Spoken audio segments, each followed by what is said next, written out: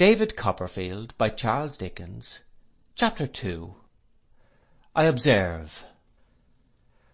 The first objects that assume a distinct presence before me as I look far back into the blank of my infancy are my mother with her pretty hair and youthful shape, and Peggotty with no shape at all, and eyes so dark that they seem to darken their whole neighbourhood in her face, and cheeks and arms so hard and red that I wonder the birds didn't peck her in preference to apples.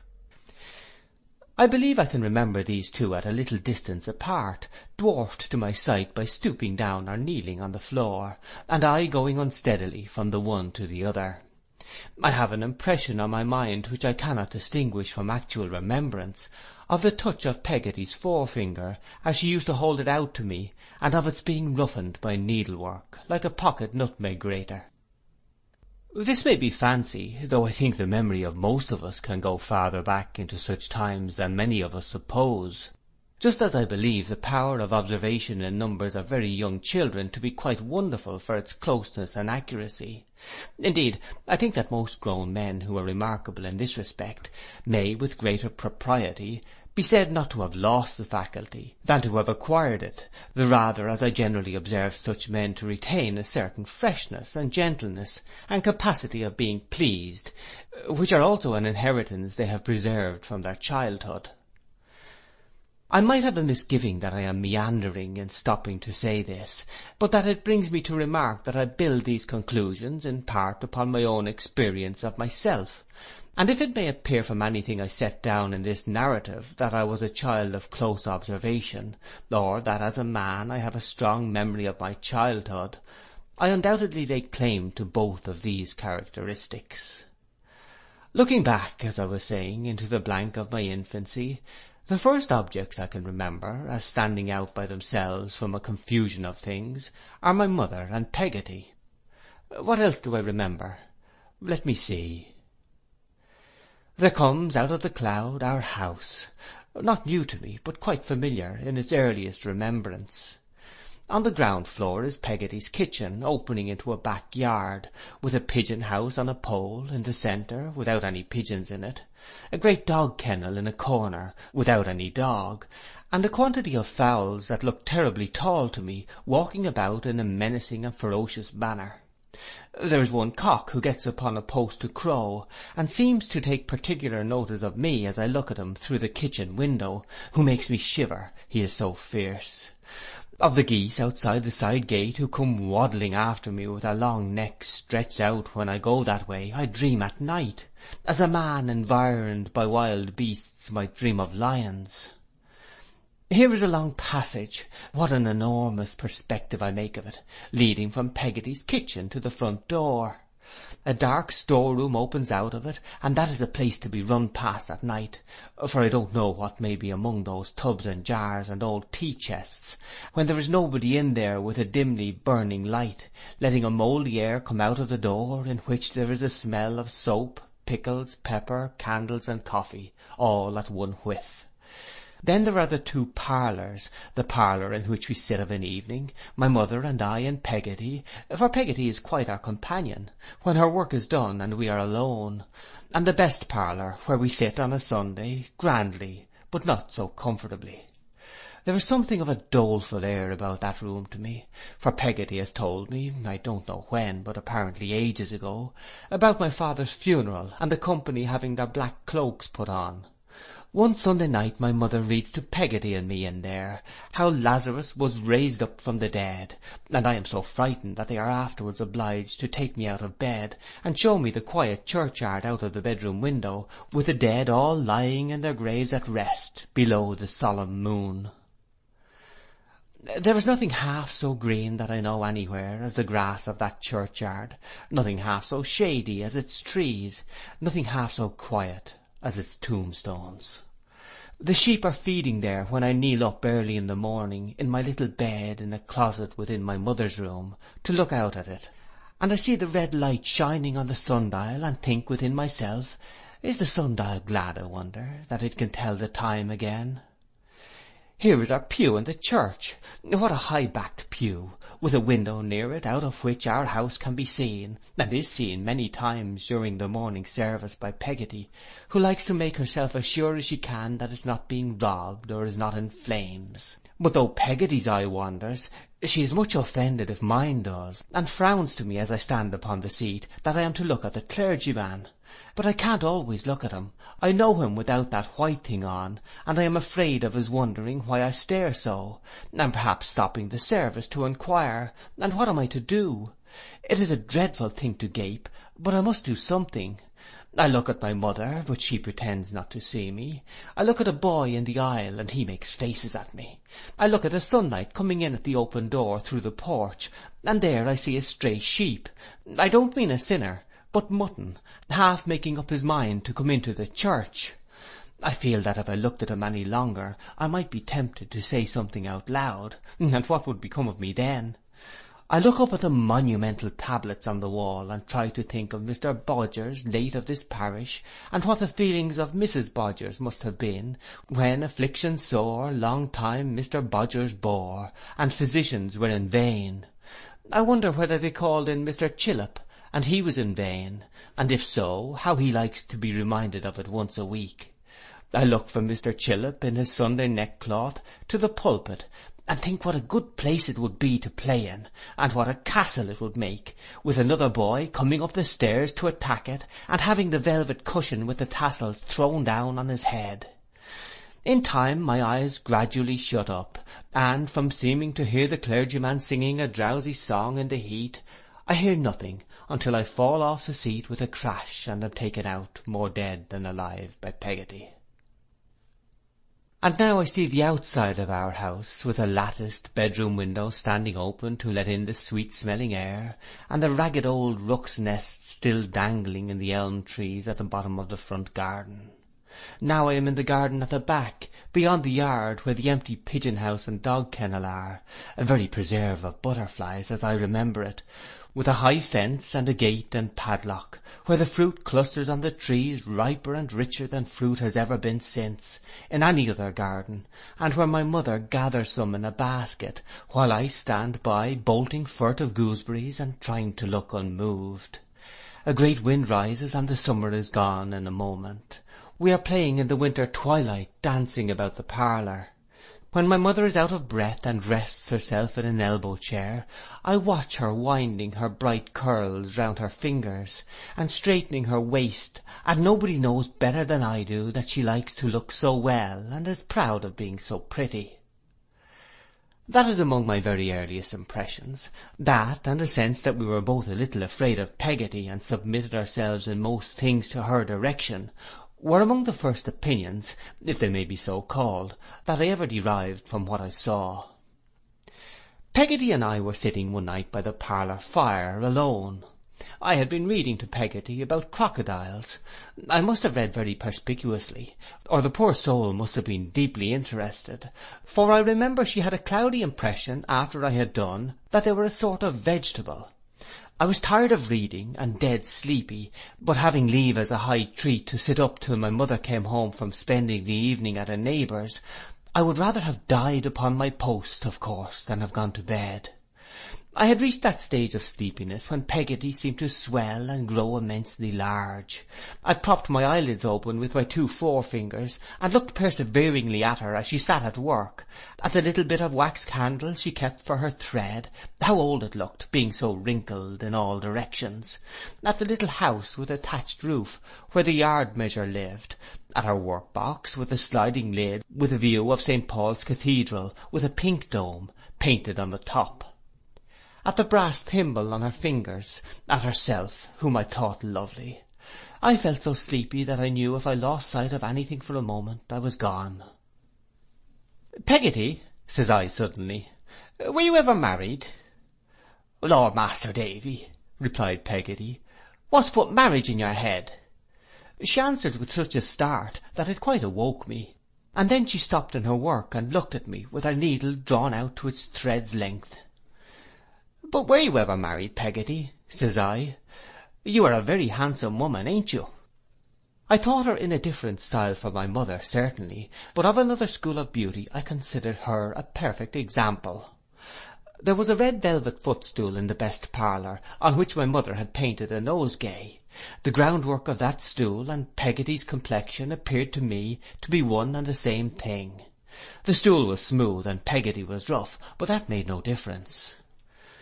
"Me, handsome, Davy," said Peggotty. "Och, no, my dear. But what put marriage in your head?" "I don't know. You mustn't marry more than one person at a time, may you, Peggotty?" "Certainly not," said Peggotty with the promptest decision. "But if you marry a person, and the person dies, why then you may marry another person, mayn't you, Peggotty?" "You may," says Peggotty, "if you choose, my dear. That's a matter of opinion." "But what is your opinion, Peggotty?" said I. I asked her, and looked curiously at her, because she looked so curiously at me. "My opinion is," said Peggotty, taking her eyes from me after a little indecision and going on with her work, "that I was never married myself, Master Davy, and that I don't expect to be, and that's all I know about the subject." "You ain't cross, I suppose, Peggotty, are you?" said I, after sitting quiet for a minute. I really thought she was, she had been so short with me, but I was quite mistaken, for she laid aside her work, which was a stocking of her own, and, opening her arms wide, took my curly head within them, and gave it a good squeeze. I know it was a good squeeze, because, being very plump, whenever she made any little exertion after she was dressed, some of the buttons on the back of her gown flew off, and I recollect two bursting to the opposite side of the parlour whilst she was hugging me. "Now let me hear more about the Corkindills," said Peggotty, who was not quite right in the name yet, "for I ain't heard half enough." I couldn't quite understand why Peggotty looked so queer, or why she was so ready to go back to the crocodiles. However, we returned to those monsters with fresh wakefulness on my part, and we left their eggs in the sand for the sun to hatch, and we ran away from them and baffled them by constantly turning, which they were unable to do quickly on account of their unwieldy make, and we went into the water after them as natives and put sharp pieces of timber down their throats. And in short, we ran the whole crocodile gauntlet. I did at least, but I had my doubts of Peggotty, who was thoughtfully sticking her needle into various parts of her face and arms all the time. We had exhausted the crocodiles and begun with the alligators, when the garden bell rang. We went out to the door, and there was my mother, looking unusually pretty, I thought, and with her a gentleman with beautiful black hair and whiskers, who had walked home with us from church last Sunday. As my mother stooped down on the threshold to take me in her arms and kiss me, the gentleman said I was a more highly privileged little fellow than a monarch, or something like that, for my later understanding comes, I am sensible, to my aid here. "What does that mean?" I asked him over her shoulder. He patted me on the head, but somehow I didn't like him or his deep voice, and I was jealous that his hand should touch my mother's in touching me, which it did. I put it away as well as I could. "Oh, Davy," remonstrated my mother. "Dear boy," said the gentleman, "I cannot wonder at his devotion." I never saw such a beautiful colour on my mother's face before. She gently chid me for being rude, and, keeping me close to her shawl, turned to thank the gentleman for taking so much trouble as to bring her home. She put out her hand to him as she spoke, and, as he met it with her own, she glanced, I thought, at me. "Let us say good night, my fine boy," said the gentleman. When he had bent his head, I saw him, over my mother's little glove. "Good night," said I. "Come, let us be the best friends in the world," said the gentleman, laughing. "Shake hands." My right hand was in my mother's left, so I gave him the other. "Why, that's the wrong hand, Davy," laughed the gentleman. My mother drew my right hand forward, but I was resolved for my former reason not to give it to him, and I did not. I gave him the other, and he shook it heartily, and said I was a brave fellow, and went away. At this minute I see him turn round in the garden and give us a last look, with his ill-omened black eyes, before the door was shut. Peggotty, who had not said a word or moved a finger, secured the fastenings instantly, and we all went into the parlour.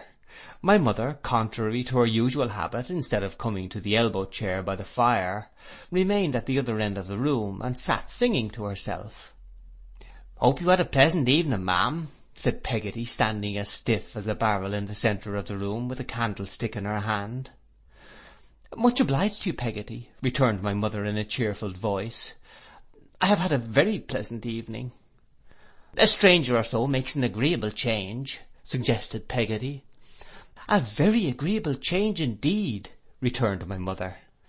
Peggotty continuing to stand motionless in the middle of the room, and my mother resuming her singing, I fell asleep, though I was not so sound asleep but that I could hear voices, without hearing what they said. When I half awoke from this uncomfortable doze, I found Peggotty and my mother both in tears, and both talking. Not such a one as this, Mr. Copperfield wouldn't have liked, said Peggotty. That I say, and that I swear. Good heavens, cried my mother, you'll drive me mad. Was ever any poor girl so ill used by her servant as I am? Why do I do myself the injustice of calling myself a girl? Have I never been married, Peggotty? God knows you have, ma'am, returned Peggotty. Then how can you dare, said my mother.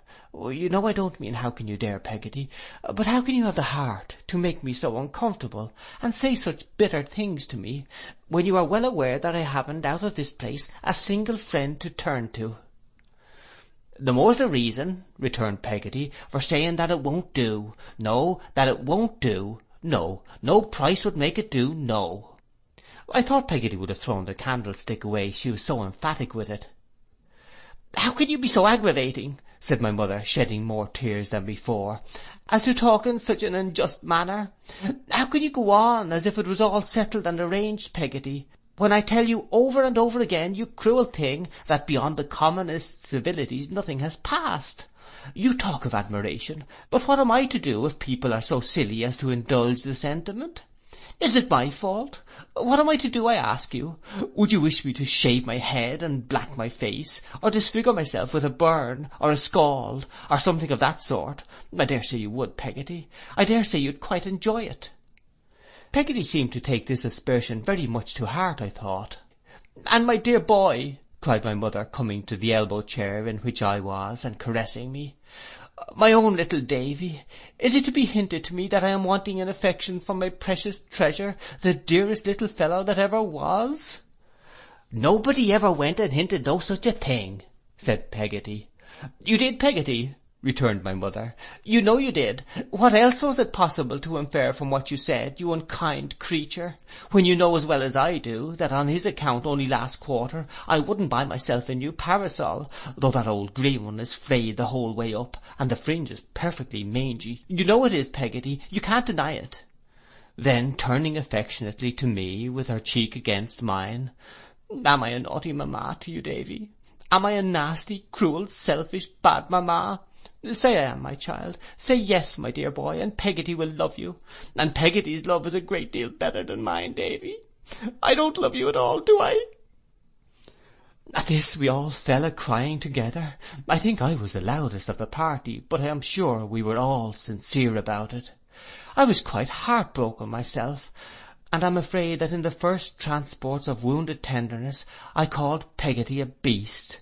That honest creature was in deep affliction, I remember, and must have become quite buttonless on that occasion, for a little volley of those explosives went off, when, after having made it up with my mother, she kneeled down by the elbow chair and made it up with me. We went to bed greatly dejected. My sobs kept waking me for a long time, and when one very strong sob quite hoisted me up in bed, I found my mother sitting on the coverlet, and leaning over me. I fell asleep in her arms after that, and slept soundly. Whether it was the following Sunday when I saw the gentleman again, or whether there was any greater lapse of time before he reappeared, I cannot recall. I don't profess to be clear about dates. But there he was in church, and he walked home with us afterwards. He came in too to look at a famous geranium we had in the parlour window. It did not appear to me that he took much notice of it, but before he went he asked my mother to give him a bit of the blossom.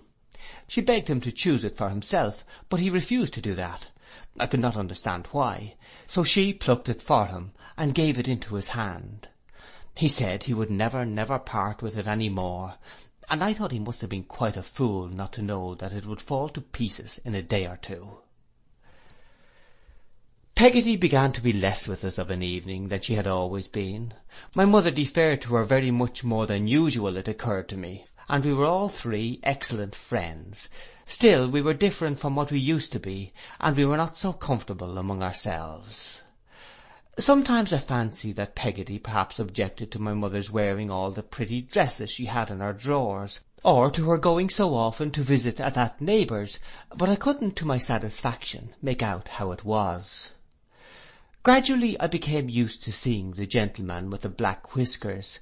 I liked him no better than at first, and had the same uneasy jealousy of him.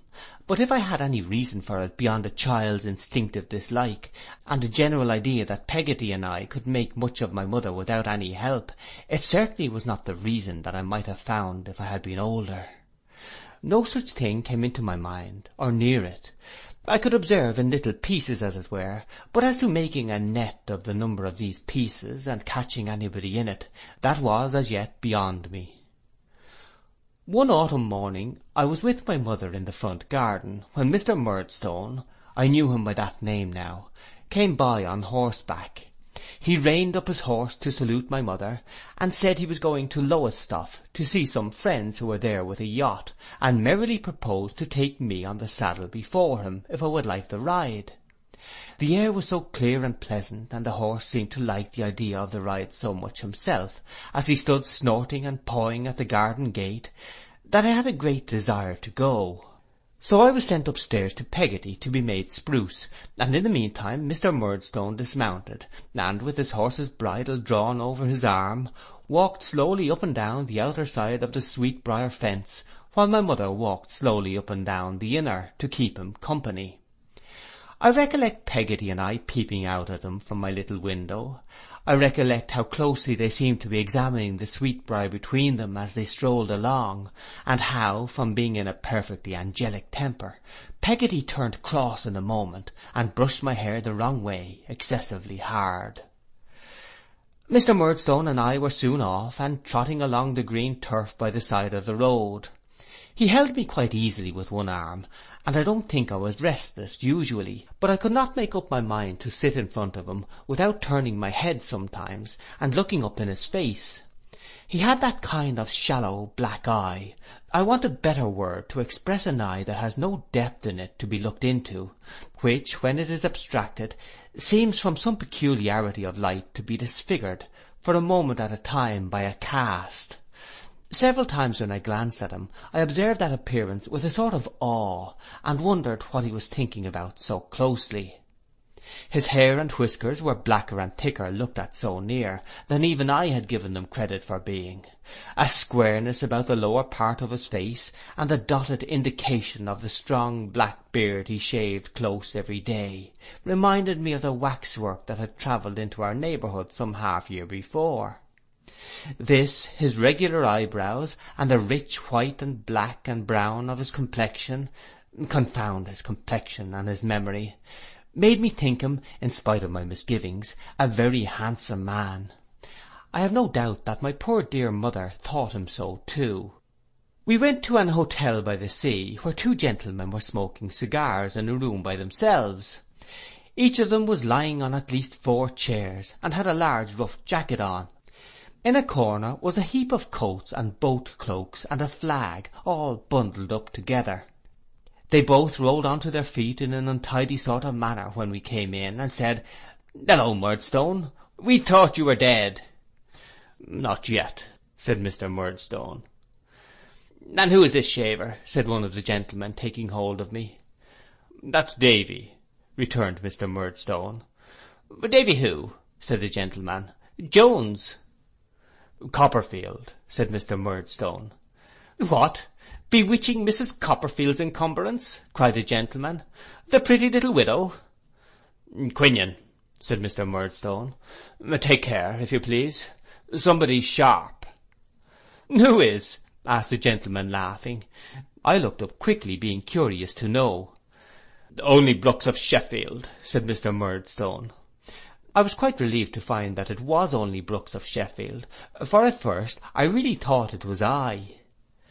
There seemed to be something very comical in the reputation of Mr. Brooks of Sheffield, for both the gentlemen laughed heartily when he was mentioned, and Mr. Murdstone was a good deal amused also.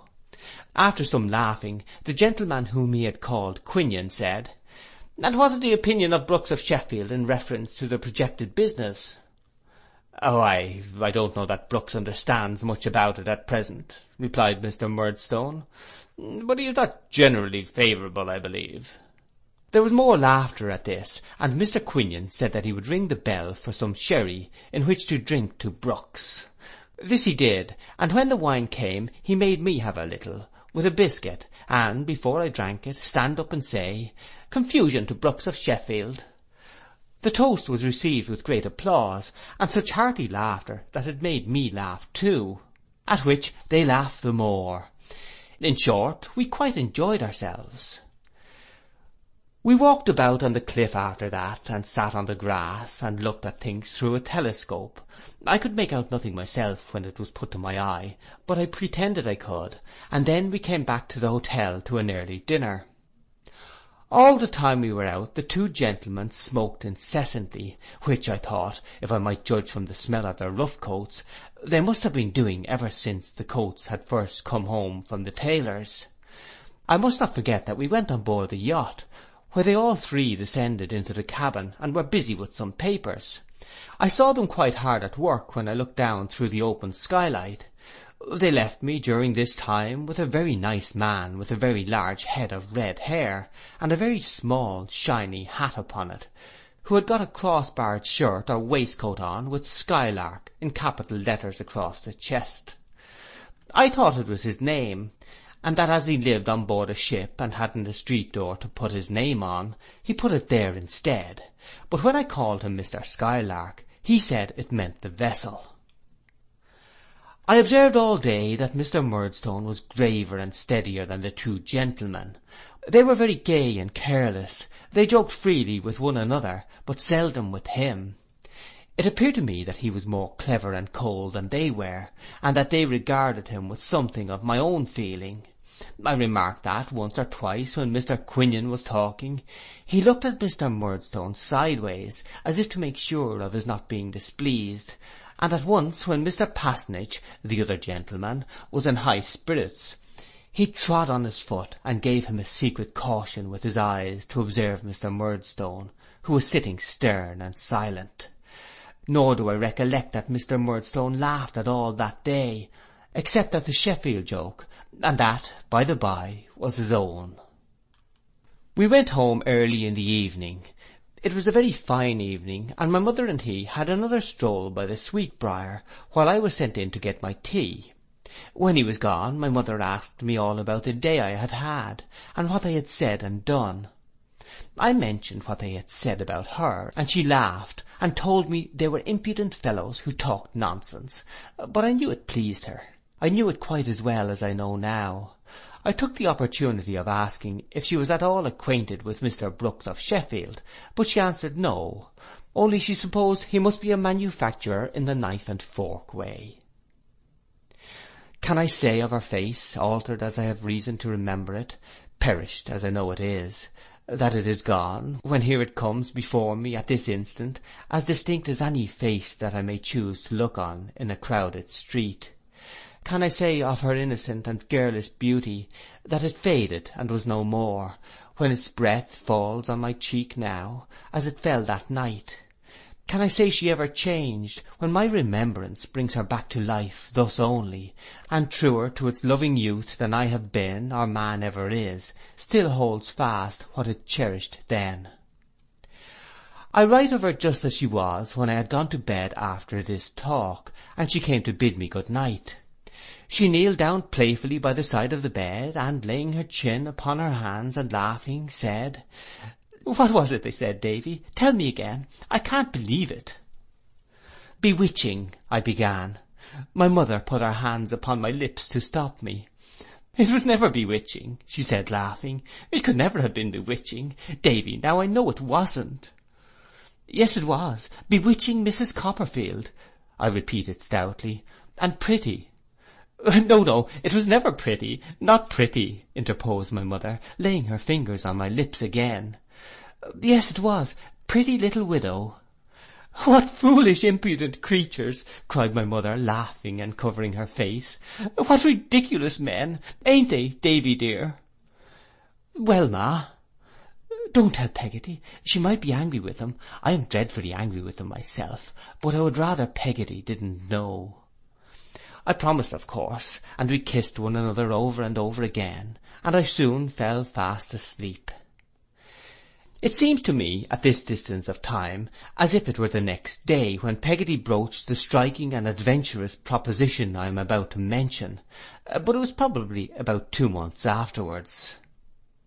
We were sitting as before one evening, when my mother was out as before, in company with the stocking and yard measure, and the bit of wax, and the box with St. Paul's on the lid, and the crocodile book, when Peggotty, after looking at me several times, and opening her mouth as if she were going to speak, without doing it, which I thought was merely gaping, or I should have been rather alarmed, said coaxingly, "Master Davy, how would you like to go along with me and spend a fortnight at my brother's at Yarmouth?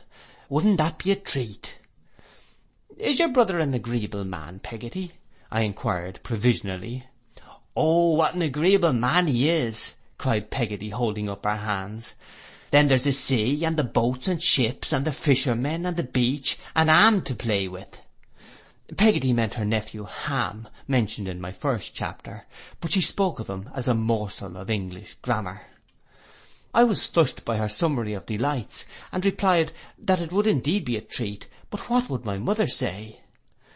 "Why, then I'll as good as bet a guinea," said Peggotty, intent upon my face, "that she'll let us go. I'll ask her, if you like, as soon as ever she comes home. There now." "But what's she to do while we're away?" said I, putting my small elbows on the table to argue the point. "She can't live by herself." If Peggotty were looking for a hole all of a sudden in the heel of that stocking, it must have been a very little one indeed, and not worth darning. "I say, Peggotty, she can't live by herself, you know." "Oh, bless you," said Peggotty, looking at me again at last. "Don't you know, she's going to stay for a fortnight with Mrs. Graper. Mrs. Graper's going to have a lot of company." Oh, if that was it, I was quite ready to go. I waited in the utmost impatience until my mother came home from Mrs. Graper's, for it was that identical neighbour, to ascertain if we could get leave to carry out this great idea.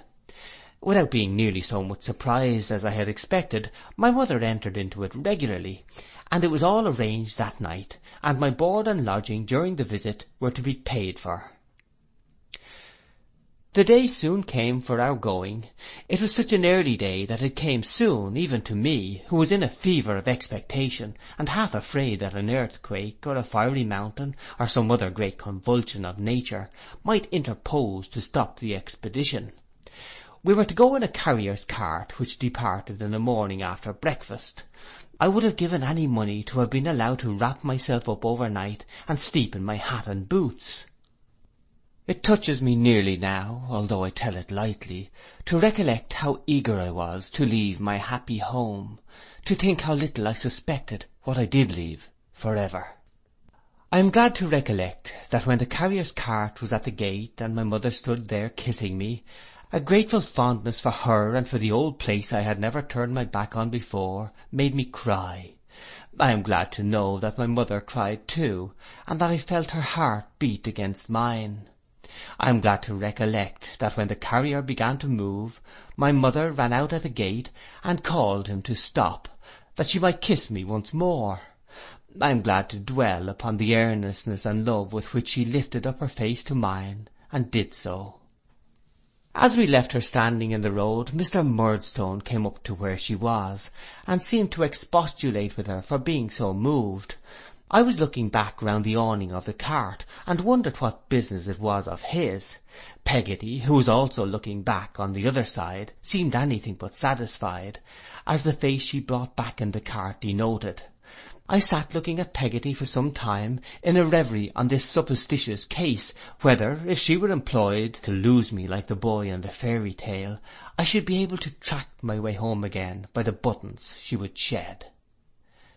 End of chapter 2.